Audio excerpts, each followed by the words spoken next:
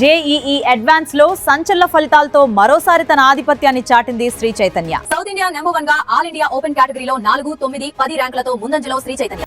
రైతు డిస్కంపై బీజేపీ తరపున ఈఆర్సీకి రాతపూర్వకంగా ప్రతిపాదనలు ఇచ్చామని మాజీ ఎమ్మెల్యే ఎన్బీఎస్ఎస్ ప్రభాకర్ తెలిపారు. విద్యుత్ రెగ్యులేటరీ కమిషన్ సమావేశాలు నామమాత్రంగా నిర్వహించారన్నారు. బీజేపీ రాష్ట్ర కార్యాలయంలో జరిగిన మీడియా సమావేశంలో ఆయన రైతు డిస్కంపై మాట్లాడారు.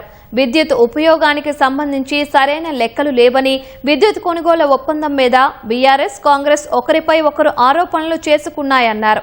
విశ్రాంత అధికారులను సలహాదారులుగా ఏర్పాటు చేసుకుని దోచుకుంటున్నారన్నారు. సంబంధించినటువంటి డిస్కాంలు 69,000 కోట్ల పైచిలకు నష్టాల్లో కూరుకుపోయినాయని, ఇది అత్యంత ప్రమాదకరమైనటువంటి పరిస్థితికి వెళ్తోందని చెప్పని కేంద్రం అనేక సార్లు మందలించింది. అప్పుడు కేసీఆర్ ప్రభుత్వాన్ని మందలించింది, ఇప్పుడు కూడా రేవంత్ రెడ్డి ప్రభుత్వాన్ని మందలిస్తూనే ఉంది.